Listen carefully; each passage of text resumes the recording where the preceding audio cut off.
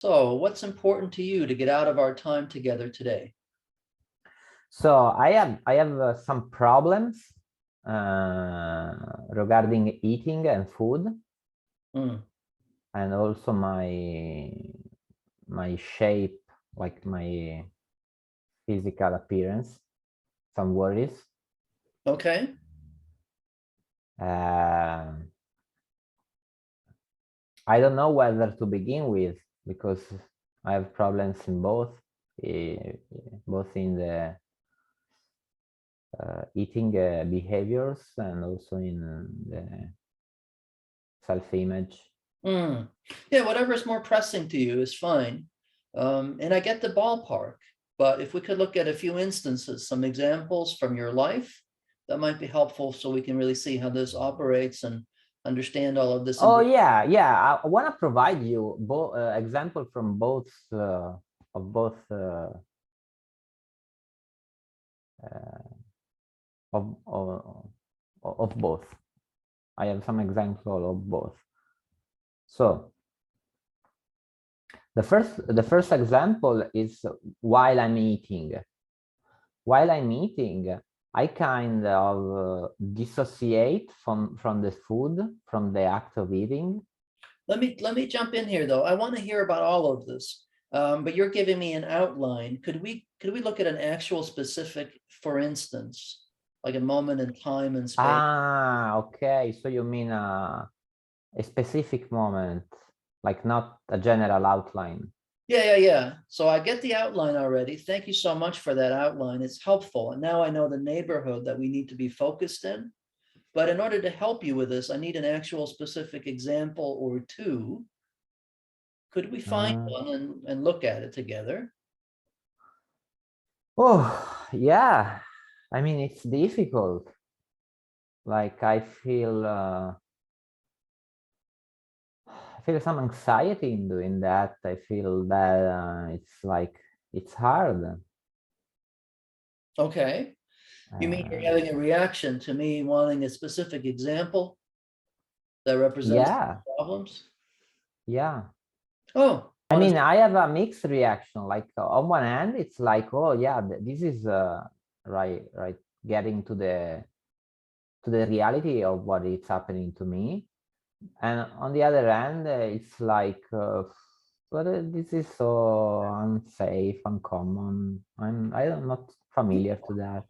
Oh, well. No, I appreciate how open you're being about your negative reaction. Part of you feels it's not safe and it's very uncommon. Mm-hmm. Yeah. Oh, I see.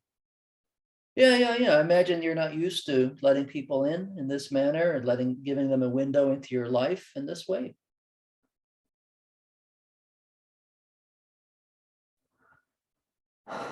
Yeah, it's like I have been, yeah, like I feel anxious right now. Mm-hmm. I feel anxiety. Mm-hmm. Mm-hmm. Now you cover your face with your hand. Is this you Mm. being anxious? Is this you being overwhelmed and anxious right now?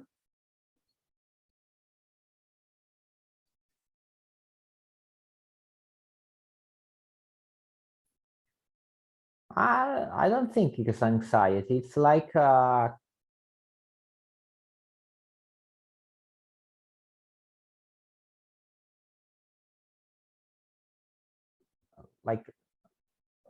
slightly feeling dizzy, you know? It's not anxiety. Hmm. Well, that doesn't sound fun.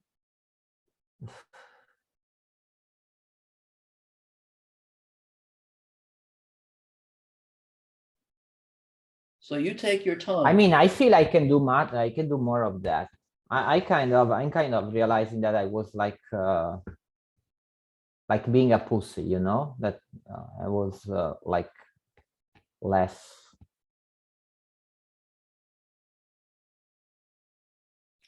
You mean right now? You think you were being a pussy right now? Yeah, that I was like behaving. I was not able to cope with that, to cope with with with providing you a specific example. Right, right. To me, it sounds like you're beating up on yourself right now and calling yourself names. And I just can't imagine that that's good for you, but maybe you're okay with it. Maybe it feels good for you. I don't know.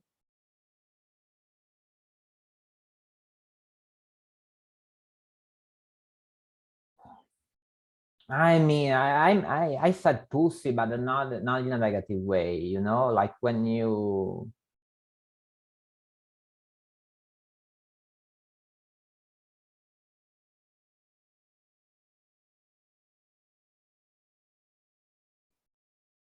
not using your power to do stuff. You're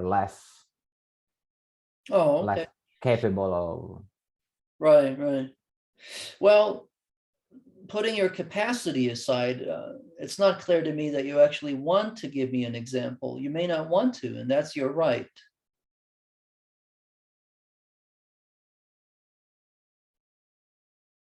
It may not feel safe. It might be too uncommon for you to do that.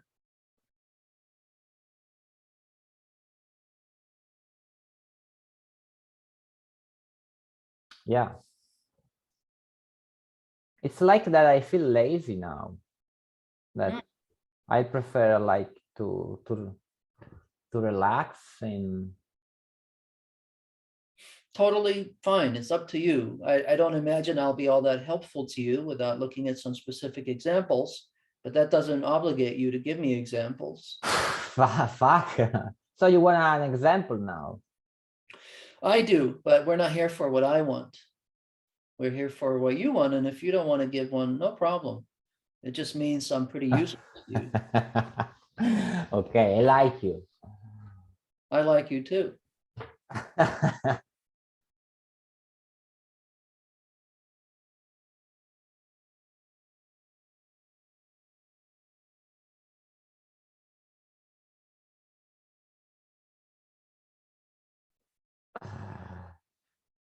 So,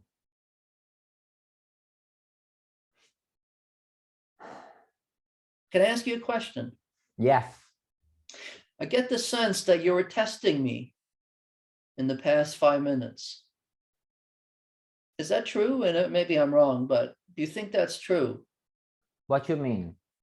Like testing me.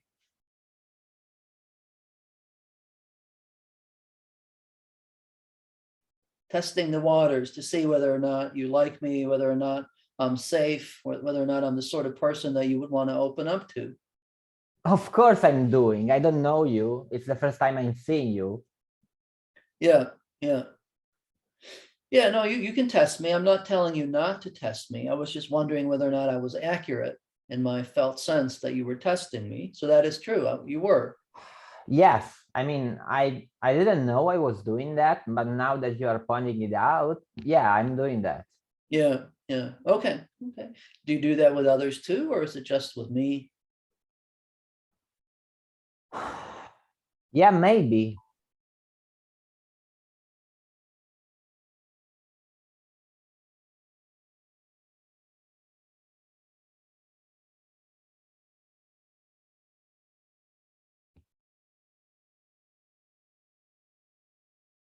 Like it's not that I do that on purpose, but yeah, it's like that a part of me that I cannot op monitor, I cannot observe while it's operating. It's doing that, and then I get a sense of the fact that I'm testing somebody from Mhm. the result. Like afterwards, I can say, "Oh yeah, that was to the." I got you. I'm tracking you. Yeah, you're not always conscious of doing that. Yeah, I'm like at the second floor, so I cannot see downside. I can only see you. I But see what. from your reaction, I can imagine what you can see from the window that Yeah. are on the first floor. Oh, okay. Well, from where I'm sitting, it looks like that might leave you feeling quite alone much of the time. Do you feel alone much of the time? Fuck yeah. Right.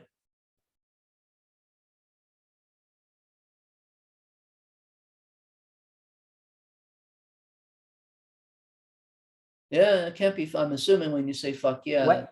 as Yeah, painful? when you say alone, it's resonating so much with my eating behavior. Mm-hmm. Mm-hmm. Because actually I feel alone. Mm-hmm.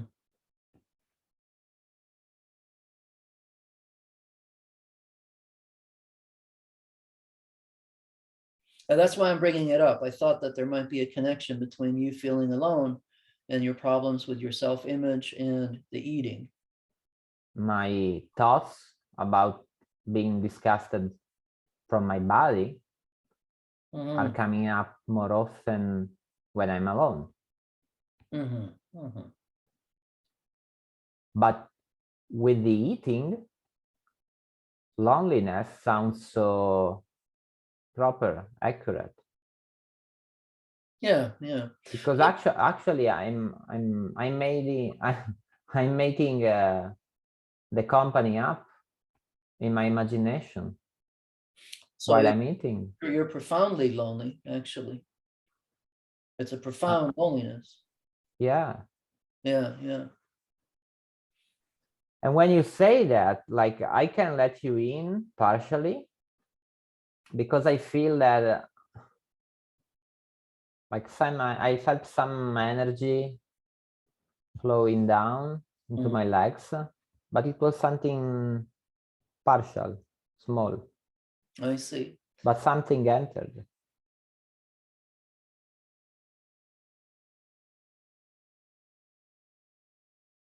Yeah, can I ask you a question? Yeah. Okay. I feel a bit of nausea. Oh no. Just take a deep breath.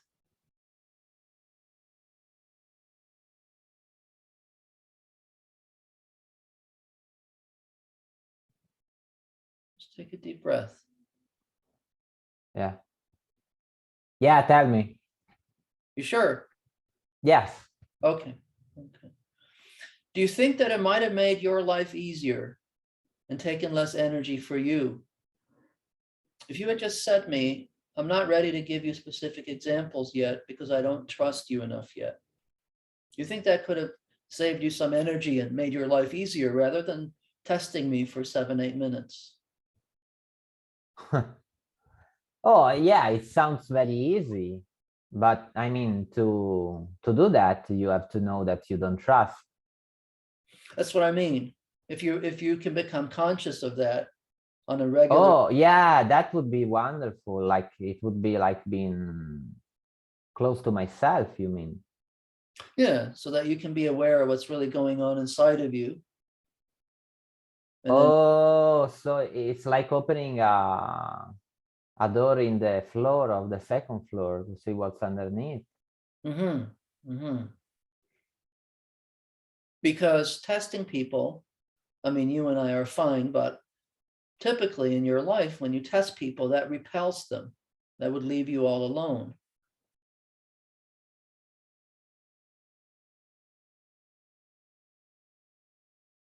Ah, yeah, that's true.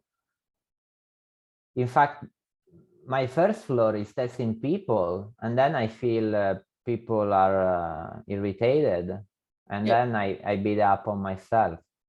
yeah, yeah, yeah. So this is a mechanism to keep people at a distance and to beat up on yourself. Is I that see. is that part of why we're here? Is that might that be connected to your eating problems and your self-image problems?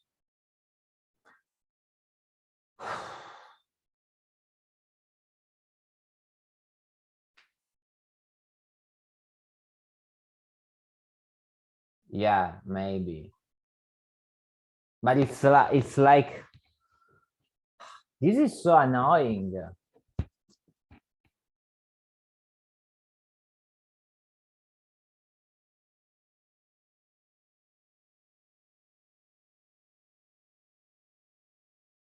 Yeah. So what I'm noticing is that you say non-committal things and you sigh and you look up into the heavens and you have this quality of being here but not here, which is not a criticism. I'm not saying you have to change that, but Yeah, that's it's right. You know what I was thinking, like 30 seconds ago. Hmm.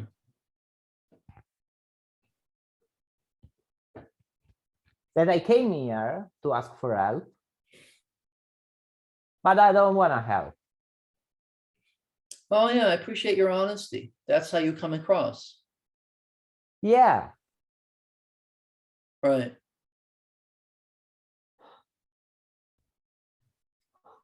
fuck. Yeah, yeah, I yeah. feel, Yeah. I imagine you're like this in other areas of your life too, where you have one foot in and one foot out. no, now I have some stomach ache. I understand. This is really rough. It I takes a feel lot of, some nausea. yeah, it takes a It's lot of, probably because I ate some sushi during lunch. That's why I feel nausea. yeah, maybe.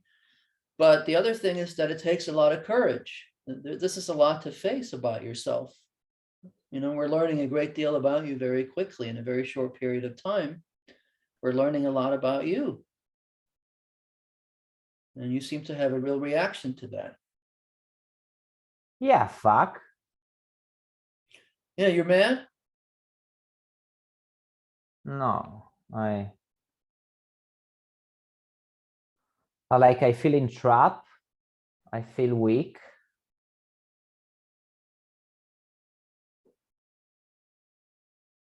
I feel I don't want to do this. Mm. Yeah, yeah, yeah. Well, the door is unlocked.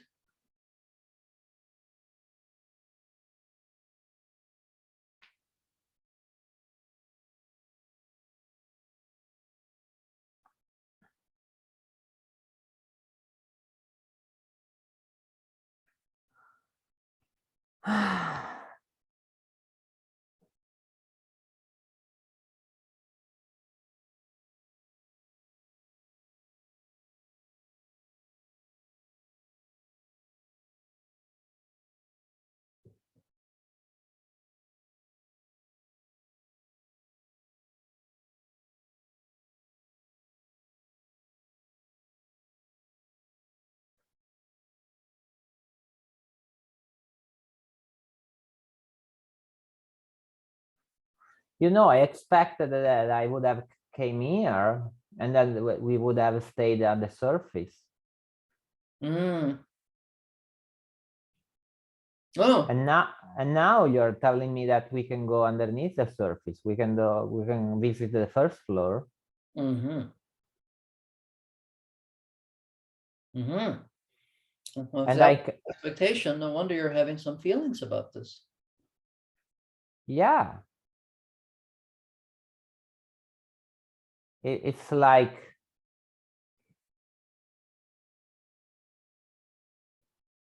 fuck you. Mm-hmm. Mm-hmm. Yeah, you're mad at me. Yeah. Mm-hmm. Mm-hmm. Okay. Yeah, and if we had stayed on the surface the whole session, do you think that that would have helped you with the eating problems and the self-image problems that brought you here? Not at all. Okay, okay. So are you only angry with me, or are there other feelings towards me as well?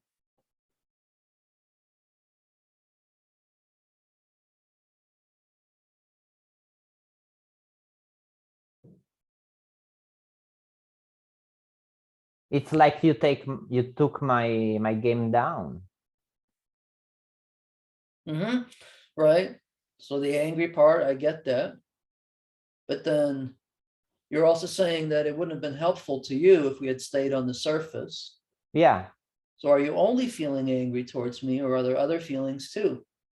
No, because I didn't want this to succeed.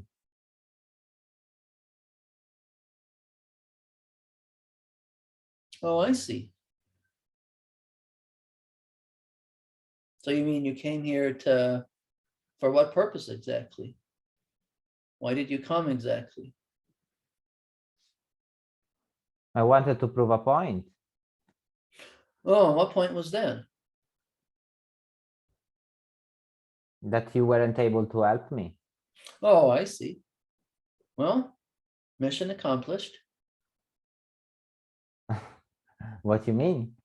I mean, I can't help you when you're guarded and not giving specific examples and remaining on the fence and non-committal, and I can't help you. Huh. At least I'm not complying you.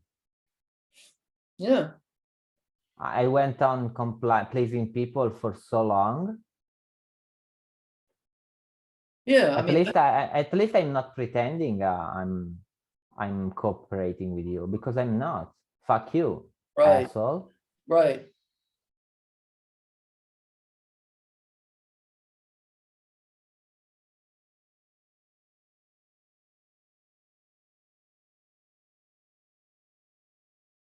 But now, but acting the way you are now, it's going to further our work.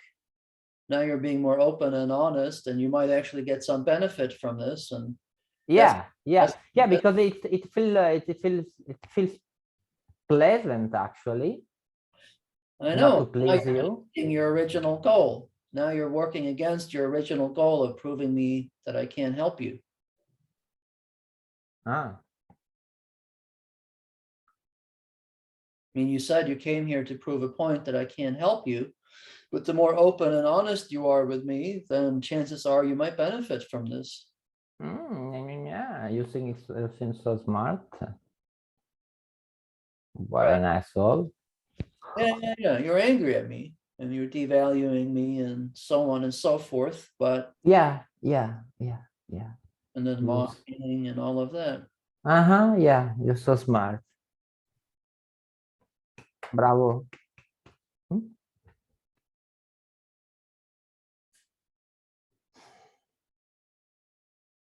So you're still here. It's really confusing. Like, why are you here? Why haven't you left?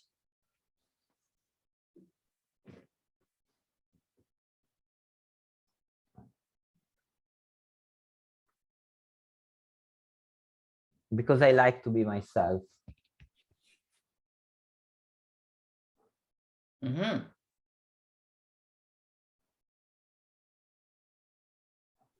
I don't need you. All right. Why are you still here?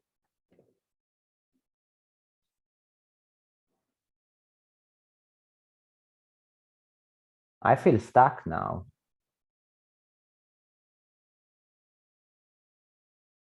Mm-hmm. You do seem stuck. I am. Mm-hmm. It's like that I can feel safe. I can feel that I can feel like I can be myself only if I oppose you, Mm-hmm. asshole. Mm-hmm. Okay. We can be stuck together here. That's fine. But now I'm not anxious anymore. Mm-hmm. Oh, I'm anxious again. Mm-hmm.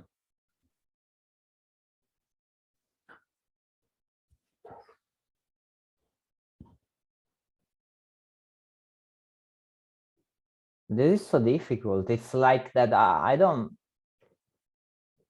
feel good in any of my states. I don't feel good if I trust you. I don't feel good if I distrust you. I don't feel good if I oppose you. I don't feel good if I please you. Mm-hmm.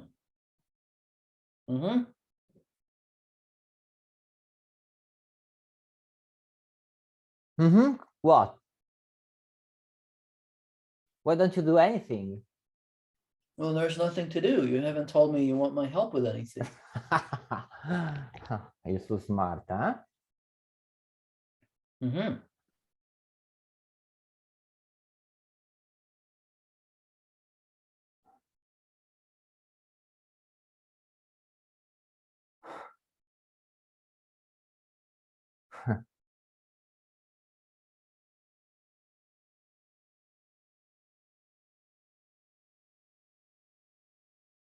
It's like I have been tortured for so long that I have only hate inside. Mm-hmm. I don't want anything to succeed. I don't Mm-hmm. want anything to succeed. I Mm-hmm. just want to destroy everything. Mm-hmm. And now, why are you silent? Hmm? You know why. I've told you why. You think you are so smart, huh? Mm-hmm.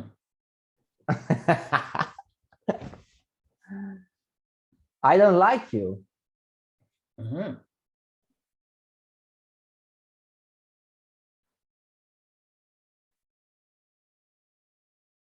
But I see you like you are at my level. I can see you. Mm-hmm.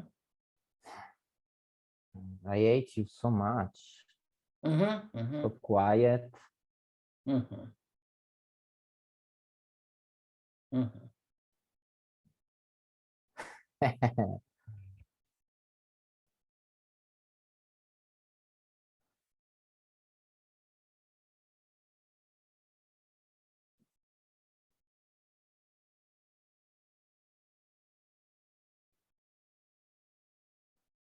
It's becoming so clear to me that I want to defeat you. Mm-hmm. I have so much pleasure in defeating you, Mm-hmm. asshole. Mm-hmm. Mm-hmm.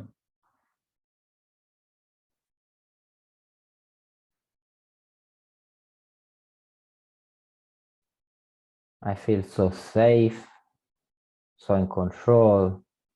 Mm.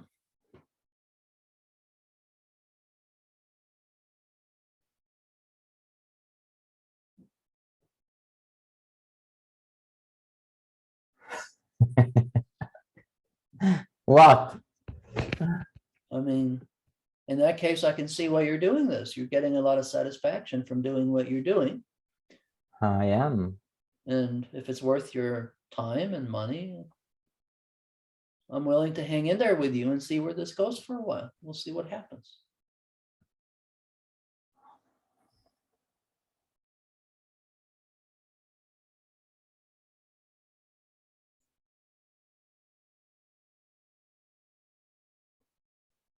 The money, you say, huh?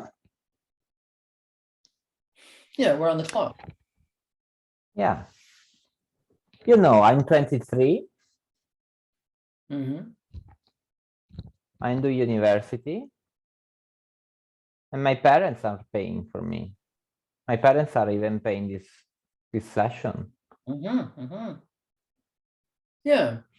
If we were to have sessions like this a year from now, I don't know. I don't think I would go along with that, but I'm okay hanging in there with you for a while and see what happens. I wanna do that. Mm-hmm. It feels so safe Mm-hmm. to stay with you Mm-hmm. because it's like you can cope with me, even if I'm not pleasing you. Mm-hmm. Mm-hmm.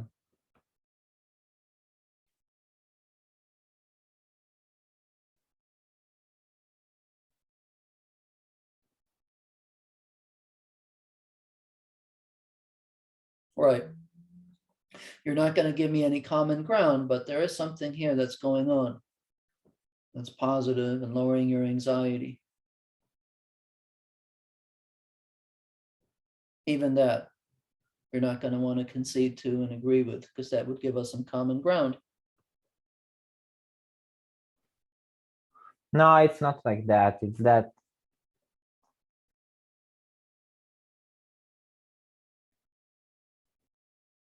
I feel entrapped.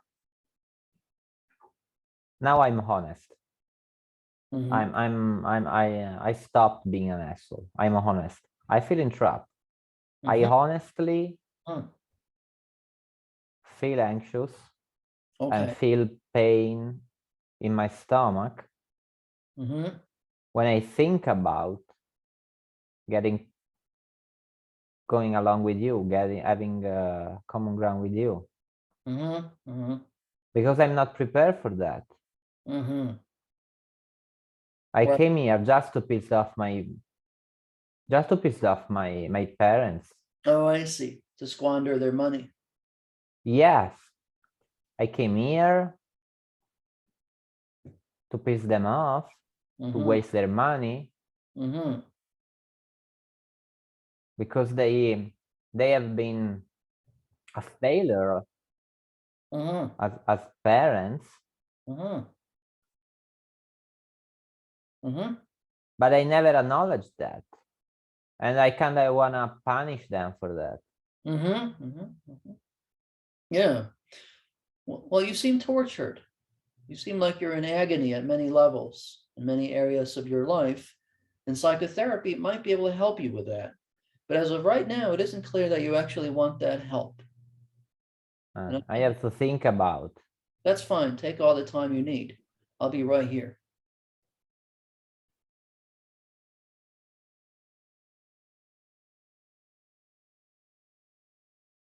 Oh, So, after all, what I'm appreciating about what you did, like that, what I was appreciating from the role of patient was that what you did was really sophisticated. Like I had many therapies, and I can sense when the therapist is doing simple stuff.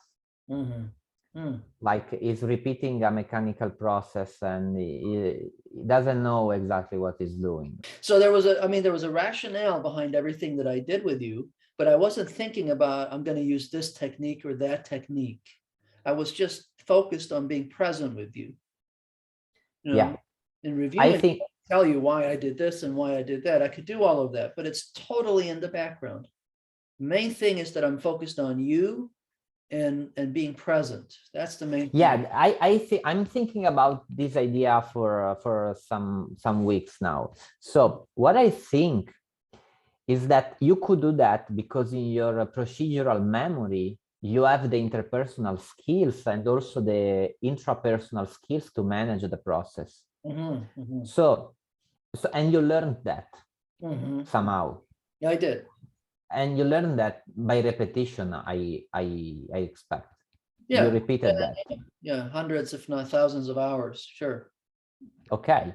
So what I would suggest to who is listening to us is that you should really separate the time you spend for repetition and for being technical and when you try to master a technique from the time with the patient. With the patient, you follow the flow, you are really attuned, you feel what your feelings, and you are focused on him, and you let the thing go. You don't think, oh, now I would do an head-on collision. You don't do that. But of course, it's important that there are times in which you say, oh, now I do an head-on collision. You can do with a teacher or with a supervisor, with a peer, that you train the thing, you train the skills. But it's risky because sometimes you can forget that the situation is changed. And when you are with a patient, you say, you just say, okay, now I'm doing the head-on collision. And maybe you are even pissed off of the patient because he's not responding as expected. Like, oh, you sided. Then I did pressure and challenge and you didn't unlock. How come? I remember some early supervisions I had right back in the day. I would have, transcribed the supervision and rehearsed a lot and thought about it. And then I saw the patient again and I tried to apply what I had been told about the previous therapy session. And it didn't go that well. And then my supervisor was watching me. He was going, well, why are you doing that? That's not, look at what's happening right now. Like that was back then. It's not happening now. Yes. Right. And I was treating that like a defense. So that led to misalignment. Yeah, the thing about meeting people where they are, right? And really establishing an alliance before you start intervening in ways that suggest that the client should be changing themselves. That's important. Do you want to say anything else about what the process was like for you, both subjectively as it was happening and what your thoughts are about it now looking back? So while it was happening, it was like I could totally feel that I was pulled on one end from defiance and on the other end from compliance. And I was, as a patient, I was looking for a way to be myself. And that was like, that looked impossible, and that was frustrating. And so I felt some frustration coming up, some rise actually. Oh, I see. And what was your what's your take on how I worked with you? What's your reaction to that? So it made me feel so safe that I never thought for even a moment that I would need to take care of you. That was so important. Like I really felt that I wanted to be an asshole, and I was. And I never thought that, oh, maybe this is too much, maybe he will reject me, maybe nothing. And that felt so good. And actually, in the character I was playing, like I was in a motivational point very early. I told you that I came here just to defy you, to punish my parents. Yeah. And that and it felt so safe that you acknowledged that and you respected that. Right. So because the temptation could have been for you to claim that I was able to work on something. But actually, the reality is that sometimes, for many reasons, patients come with not a well-formed motivation. And so you have to wait until there is a clear motivation. Yeah. I think it was critical for me to accept you and to not get you to be different from the way you were. Yes. But notice that I also didn't pull any punches. I could be honest with you about what I wanted and about the limits of my capacity. Yes, there was no submission from you. Right. No submission. That was so important, because my intuition is telling me that if you would have gone into a down position, an inferior position, I would have a gratification from that. Right. And that would have pushed the conflict outside of my awareness. Right. It's like if you are taking drugs, or you're using the food like a drug, that you have some anxiety because you have a conflict, then you eat, you have a rush of sugar, and then you are like numbed. Okay, so the gratification for dominating you would have been like that. And you not giving up on the defiance, but not even taking a controlling position, and not showing signs of frustration and being irritated, was so important for me to really see the conflict. Yeah, there you go. Yeah, me not trying to control you, but also not allowing you to control me. Exactly. Was the balance to be struck, and I'm glad I was able to do that. Yes, and this is so subtle. That's why I really feel profound admiration for what you did, because that's such a delicate balance. You really, because also talking with other colleagues, and also referring to me, when I'm in those situations, sometimes I began to self-doubt. And then after a while, I tend to give up. Oh, I see. Because self-doubt is becoming stronger. At a certain point, the self-doubt is saying, oh, maybe you are not doing the right thing. Oh, I see. Well, the thing is, you were provocative, right? I would feel these flashes of annoyance towards you. Yes. But I also... Did you feel the rise inside? Like some rise of anger? No, it was like a minor new, like I was annoyed, like flashes of annoyance. But The actually, annoyance, where was in the body? it was here, but it was minor. It Yeah, was, okay, so it was free to flow yeah, anyway. yeah, yeah. It was free. Okay, so Oh, yeah, so this is showing a lot of affect tolerance from you.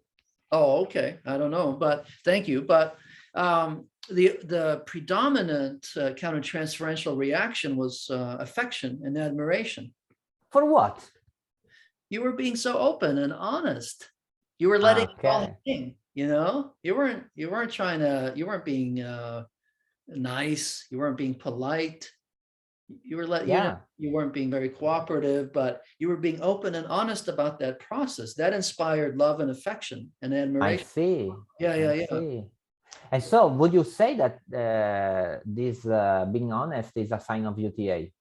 Yes, And would you say that the fact that you could feel the affection was like an inner compass to follow the UTA? absolutely. I think that it's a mistake to only focus on the content of what you're doing or the immediacy of what's happening and miss the bigger picture, which is that you were letting me know this is where I'm at. This is what I'm struggling with. And you needed for that to be seen and accepted, not for me to propose that you change that. Okay, so this is what it's called the emotional corrective experience, Yeah, being yeah, that accepted was and seen. right. I think that was part of what we facilitated, a corrective emotional experience. But Corrective emotional experience, yeah. yeah, yeah, yeah. But yeah, my countertransference of admiration, like that's why I said I'm willing to hang in there with you. Uh-huh. Something that seems to be positive here. I mean, you tell Mhm. me, it's for you to decide, but I'm willing to hang in there and we'll see where this takes us. I see. So, okay, so this is, I want to comment on two things now. Sure, go for it. That